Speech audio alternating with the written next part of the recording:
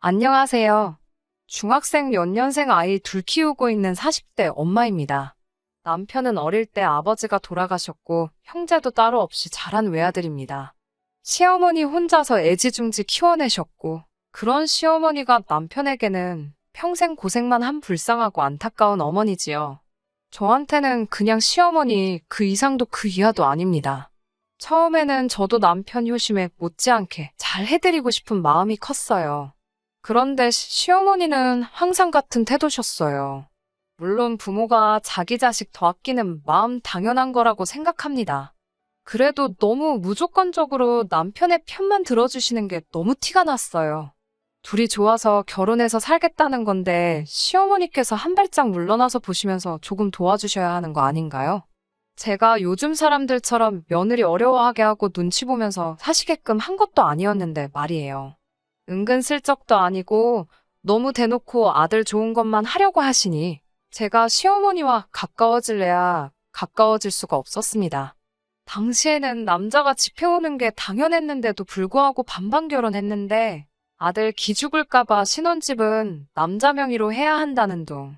첫 아이 태어나기 전까지는 맞벌이 하고 있었는데 너는 애 낳으면 일을 그만둬야 하니까 경제권은 서서히 남편한테 넘기라는 간섭까지 하셨어요. 반반 결혼하는데 예단 예물소리까지 들어야 했고 어떻게든 손해 안 보시려고 친정에서 뭐 하나 더 받으시려고까지 하시는데 그것 때문에 크고 작은 마찰이 있기는 했었습니다. 그나마 남편이 그런 시어머니와 저 사이에서 중간 역할 잘 해줬고 그 모습 보고 결혼 끝까지 밀어붙였습니다. 결혼한 지 15년이 지난 지금 남편이 저를 위해 나서준 건 전부 다 이번 일을 위해서 그런 게 아닐까 하는 생각이 드네요. 물론 남편이 그동안에서 무조건 제 편만 들었다는 말은 아니에요. 아예 시어머니 편을 대놓고 들은 적도 있고 제 편 들어주는 척 하면서 대충 무마한 적도 있었어요.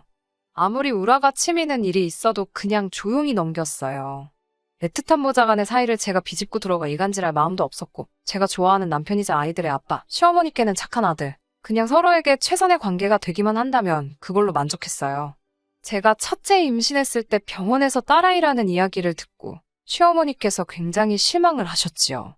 첫째는 아들이었으면 좋았을 텐데 하시며 실망하셨는데 그걸 제가 맘대로 바꿀 수 있는 것도 아니고 대수롭지 않게 생각했습니다. 그런데 둘째 아이 가졌을 때는 정말 마음에 비수를 꼽는 말씀을 하셨어요. 키울 때 딸이 더 이쁘고 커가면서도 엄마랑 잘 지내 더 재미있기야 하겠지만 그래도 집안에 든든한 아들이 있어야 하는 게 아니겠냐고요. 본인도 시아버지 일찍 보내지만 않았더라면 딸 한 명 있었으면 좋겠다고 생각하긴 하지만 아들 하나 잘 키워서 이렇게 노후까지 든든한 거 보면 역시 아들이 최고 아니겠냐고요.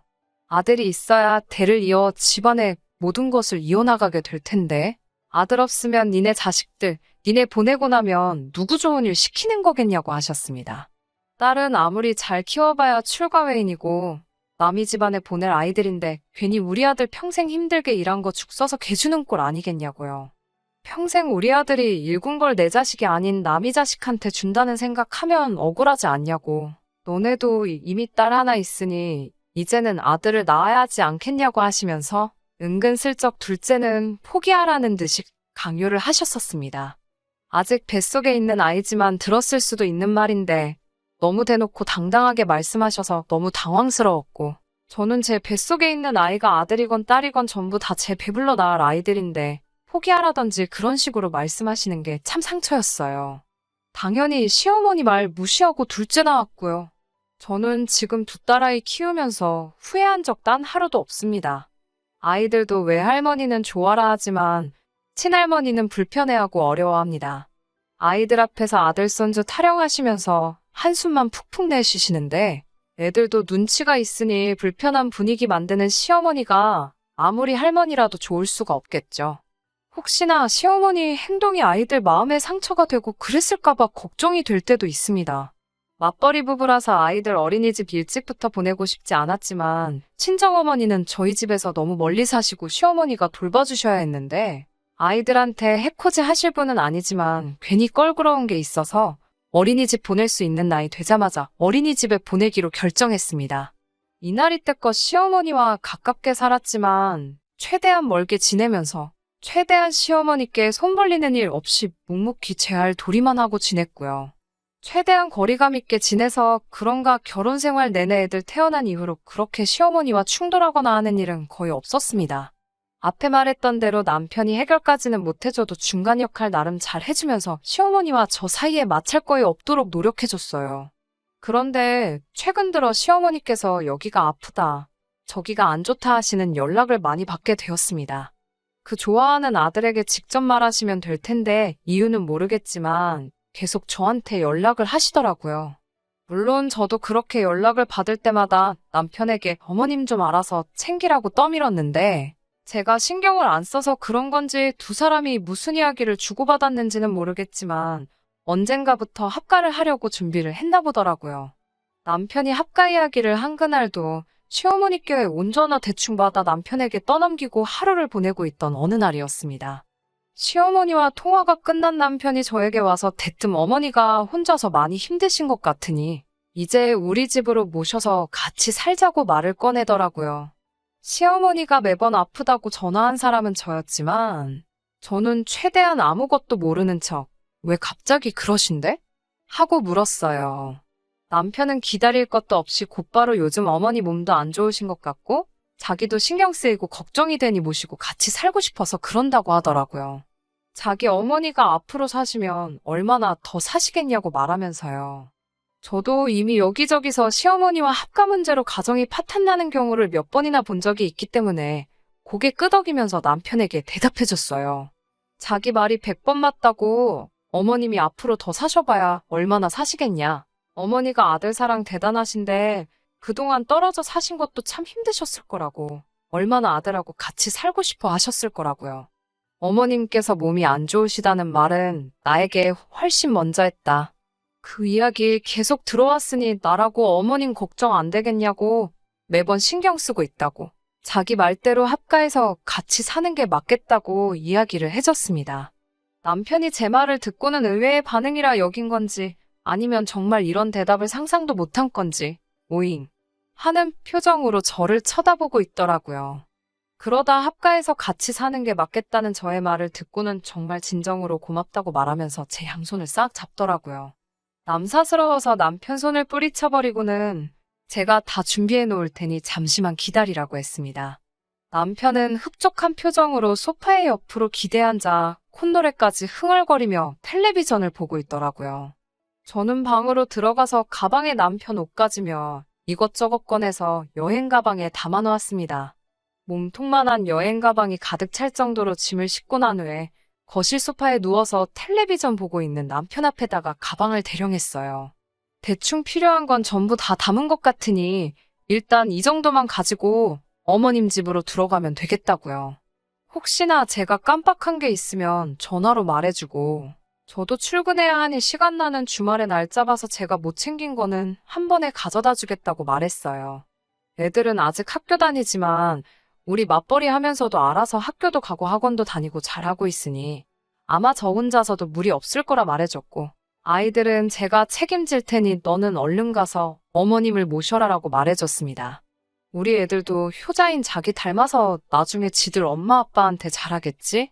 라고 말하면서 여행 가방을 손에 꾹 쥐어줬어요. 남편은 이 상황이 이해가 안 된다는 듯이 저만 쳐다보고 있다가 가방 넘겨받고 한참이 지나서야 저에게 화를 엄청 내더라고요. 자기 말뜻을 모르겠냐고요. 시어머니를 모시고 싶다는 건 여기 우리 집에서 모시고 싶다는 거지 왜 내 집 두고 어머니 집에 내가 가겠냐고요. 그래서 남편에게 말해줬지요. 결혼한 지 오래돼서 기억이 안 나나 본데 우리 결혼할 때 반반한 거 기억 안 나냐고요. 이 집이 왜 네 집이냐고 한마디 해줬지요. 네 집인 게 맞는 말이긴 하지만 이 집이 너만의 집은 아니라고. 이 집은 내 집이기도 하고 동시에 우리 아이들의 집이기도 하지 않느냐고요. 어머님을 모시고 싶은 마음을 이해하기 때문에 나는 남편을 시어머니에게, 아이들은 아빠를 할머니에게 보내주는 건데 어머님 살라고 내 집까지 비워줘야 하면 나랑 아이들은 어디 가서 사냐고 한마디 했지요. 남편은 계속 답답하다는 표정으로 무슨 말을 하고 있는 거냐고. 이 집에서 다 같이 살면 되는 거 아니냐고 하길래 방에서 공부하고 있는 애들 다 불러 모았어요. 애들 모아놓고 너네 중에 여기서 할머니랑 같이 살고 싶은 사람 있어? 하고 물어보니 왜 할머니냐, 친할머니냐 묻더라고요. 그래서 아빠는 친할머니랑 같이 살고 싶다는데? 라고 말해주니 아빠 눈치는 보기는 하는데 아무 대답도 안 하고 고개만 돌리고 가만히 있더라고요.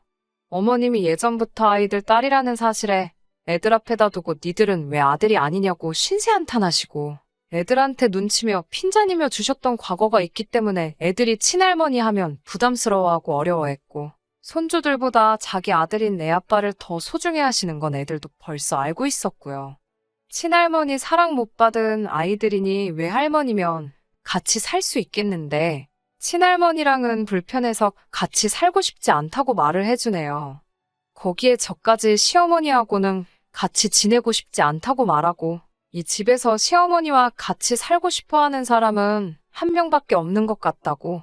우리도 이상가족 되는 거 원치 않지만 자기의 효심이 기특해서 어머님한테 보내주는 거라고. 너가 말하지 않았냐. 어머님 앞으로 사실 날 얼마나 남았다고. 그동안 둘이 오붓하게 지내면서 살아생전에 후회 남지 않게 잘 챙겨드리라고 했어요. 집이 서로 먼 편은 아니니까 우리도 시간 되면 가끔씩 보러 간다고요. 이 말이 끝나기 무섭게 남편의 얼굴이 울그락불그락해지더니 소리를 고래고래 지르기 시작하더라고요. 가장의 위신이 땅에 곤두박질 쳤다며 마누라가 남편을 그렇게 무시하니 애들도 똑같이 지네 아빠를 무시하는 것 아니겠냐고. 저보고 가정교육이 아주 개판이라고 혀를 차더라고요. 그래서 뭐가 대체 그렇게 화가 나냐고 가정교육 이야기까지 하느냐고. 지금 이 집에서 자기 뜻 무시한 사람 아무도 없다고 너가 엄마랑 살고 싶다고 했으니 나도 애들도 남편, 아빠가 당장 필요하지만 보내주는 거라고 하지 않았냐고요. 이거야말로 희생이지 거기서 왜 가정교육을 운운하는지 모르겠다고 말입니다. 남편은 제 말에 아무 말도 잊지 못하더니 제가 싸놓은 가방 들고 문을 박차고 나가더군요. 솔직히 그 와중에 문 박차고 나가는 모습 보니 마음이 아프긴 하더라고요. 아쉬운 것보다도 지금 이런 상황에서 굳이 시어머니를 모시는 것 외에 다른 방법이 있는지 가족 간의 대화를 통해 정하지 않고 자기 고집만 관철시키면서 우기다가 막다른 길에 다다르니 성질 부리고 밖으로 뛰쳐나가는 모습에 말입니다. 무조건 제 편 들어준 적 한 번 없지만 그래도 중간 근처라도 가기 위해 노력하던 모습은 하나도 없고 자기 어머니 걸린 일이라고 아무리 홧김이라지만 집을 나가버리는 모습이 조금 그렇더라고요. 그렇게 집을 나간 남편은 얼마 지나지 않아 다시 만날 수 있었습니다. 시어머니한테서 전화가 왔어요. 애 좀 잘 달래서 데려가 달라고요. 자기가 무슨 단을 거서 아들한테 어떻게 호강을 받겠냐고 여지껏 혼자 살아온 거 혼자서도 괜찮다고 하시더라고요. 그 와중에도 몸이 불편하다는 이야기는 꼭 빼먹지 않으시는 게 아직도 저를 설득해서 합가할 여력이 있는지 살피는 것처럼 보였습니다. 집에 돌아온 남편은 그제서야 단도직입적으로 말하더라고요. 어머니를 자기가 어떻게 혼자 모시겠냐고요. 집안 살림은 전부 다 제가 해왔지 않냐면서 자기는 여태껏 회사 다니면서 돈 벌어오지 않았냐고. 우리 가족들이 다 같이 힘을 합쳐야 하는 일 아니겠냐 하네요. 저 또한 둘째 아이 어린이집 갈 때까지 일을 쉬기는 했지만 육아를 한 거지 아무것도 안 한 게 아니었고요. 그리고 둘째 어린이집 가고부터는 결혼 전에 벌던 만큼은 아니지만 적당한 곳 취직해서 맞벌이하며 돈 벌고 하원한 애들 뒷바라지부터 집안일까지 제가 다 도맡아서 했습니다. 아직도 애들 학교 관련된 일은 제가 다 관여하고 있고 직장도 다니고 있지요. 직장 생활에 애들까지 내가 케어하면서 이젠 어머님까지 돌봐드려야 하냐고. 저는 그렇게는 못하겠으니 하고 싶은 사람이 각자 알아서 하자고 했습니다. 남편은 져주는 척 집에 돌아와 놓고서는 또 어깃장을 부리다가 안 되니까 가져온 짐을 다시 싸들고 어머님 댁으로 가더군요. 남편이 도착하자마자 어머님이 놀라서 다시 전화를 하셨어요. 얘가 왜 다시 여길 왔느냐고요. 어머님, 박서방이 어머님 걱정돼서 회사도 못 나가겠고 손에 아무것도 잡히지가 않는데요. 그렇게 나서서 효도하는 아들이 요즘 세상에 어디 있겠나요? 어머님도 정말 복 받으신 것 같아요. 꼭 그 집에서 어머님과 함께 살고 싶어 하는 것 같으니까 여러 사람 불편하게 데리고 가라는 말도 안 하셔도 될 것 같아요. 어머님께서 집으로 돌려보낸 지가 반나절도 안 지났는데 다시 그 집에 가 있는 거 보면 남편이 오시면 아무도 못 말릴 것 같아요. 라고 말씀드리니 그제서야 어머님도 질색을 하면서 제발 합가하자는 말 2번 다시 안 할 테니 얘 좀 데려가라고 애원을 하시더군요. 요 며칠간 남편하고 지내면서 아주 생고생을 사서 했다고 질색을 하더라고요. 본인도 이제 다 늙어서 남들처럼 며느리가 해주는 밥 먹으며 지내는가 했는데 기대도 안 한 아들이 집에 쳐들어와서는 밥해 먹이고 출근시키고 하는데 아주 상전이 따로 없다고. 다 늙어서 이게 무슨 고생인지 몸이 10개라도 모자라겠다고요. 그 말을 들으니 또 아무 말도 안 할 수가 없더라고요. 어머님께 솔직한 마음을 말했어요. 어머님도 다 큰 아들내미 하나 간수하기 힘드신데 저는 어머님께서 단 일주일도 못 데리고 계신 아들과 중학생 된 2딸들 뒷바라지 다 하면서 회사까지 나가 돈까지 벌어오고 있다고요. 그런데 거기에 지금 어머님 수발까지 들으라고 하시면 어머님 몸이 10개로도 모자란데 제 몸은 오죽하겠느냐고 한마디 했어요. 아들 타령하신다고 아이들이 불편하게 생각하는 것부터 그동안 사소하게 어머님과 우리 가족들 간의 간극에 대한 이야기도 다 말했습니다. 어머님 힘드시고 건강 안 좋은 거 이해하지만 몸 이곳저곳 불편한 건 저희 친정어머니도 마찬가지시라고. 그 와중에도 저희 어머니는 저 좀 편하게 해주신다고 필요한 건 없느냐고 물어오시는 와중에 애들 고등학생 되면 따로 방을 써야 되는데 그 방마저 뺏어가지고 합가를 계획하시는 게 맞냐고 따졌습니다. 몸이 불편하시면 병원을 다니시라고. 다행히 남편도 벌고 저도 같이 벌고 있으니 병원비 정도는 저희가 내드릴 수 있다고요. 저한테서 어떤 며느리의 모습을 바라신 건진 모르겠지만 이 이상을 바라시면 저는 더 버틸 수가 없으니 그만할 생각밖에 없다는 말을 드렸습니다. 시어머니는 제 말을 끝까지 듣더니 생각에 잠기셨는지 아무 말도 없으시더라고요. 대신 다음 날에 남편을 보내더군요. 남편이 시어머니께 대체 무슨 말을 들은 건지는 모르겠지만 돌아온 그날부터 여태까지 남편은 합가 이야기는커녕 어머님 이야기조차 꺼내지 않고 아무 일도 없었던 척 살고 있습니다. 제가 어머님한테 뭔 말을 들었길래 아무 말도 없냐 물어도 꿀먹은 벙어리 마냥 아무 대답 없고 못 들은 척 스르륵 넘어가고 있어요. 제 욕을 하신 건지 아니면 제 편을 들어주신 건지 전혀 알 길은 없었지만 애써 아무 일도 없었던 척 애쓰고 있는 걸 보니 조금 꼬숩기는 하네요.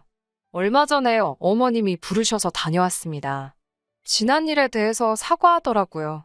특히 아이들이 친할머니 불편하게 생각하고 있다는 부분에 대해서 안타까워하셨어요. 지금에 와서는 본인과 피도 한 방울 안 섞인 며느리에게 효도받기를 바랬던 본인의 이중성이 부끄럽다고 하시더라고요. 이제라도 손주들에게라도 좋은 할머니가 되고 싶다고 하십니다. 물론 그러는 과정에서 사춘기인 아이들도 불편할 테고 시간을 보내려 하는 만큼 저희 집에 찾아오시게 될 테니 그걸 제가 어떻게 받아들일지 몰라서 고민하다가 물어보시는 거라고요. 아이들의 마음까지는 제가 어떻게 할 수 있는 부분이 아니지만 그런 부분에 대해서는 크게 걱정하지 말라고 말씀드렸어요. 시어머니와의 합가를 반대하기는 했지만 그건 그동안의 잘못된 관계에 의한 일이고 상의 없이 일방적으로 통보하는 부분에 대해서 거절했던 거였으니까요. 물론 시어머니께서도 앞으로 합가 관련해서는 자기도 말을 꺼내지 않기로 약속하셨으니 이게 무슨 꼼꼼이가 있으시거나 한 게 아니란 걸 알고 있습니다. 커다란 우여곡절이 있기는 했지만 저는 이번 일이 우리 식구들이 더 나은 가족으로 거듭나기 위한 단계라고 생각해 보려고 합니다. 물론 이걸 계기로 남편을 이해했다거나 시어머니와의 과거를 청산했다는 건 아니에요. 그래도 바뀌려고 노력하는 사람들을 시작도 못하게 만든다면 저야말로 나쁜 사람이 아닌가 싶은 생각이 들어 이번 기회에 아주 새로운 시작을 해보려고 합니다. 좋은 일이 가득하길 다들 기원해 주시고 어떻게 보면 저의 개인적인 넋두리이자 이야기였는데 끝까지 들어주신 분들께도 너무 감사드립니다. 끝까지 들어주셔서 감사합니다. 오늘의 사연은 여기까지입니다. 구독과 좋아요, 알람 설정 부탁드리고 더 좋은 사연으로 다시 찾아뵙겠습니다. 감사합니다.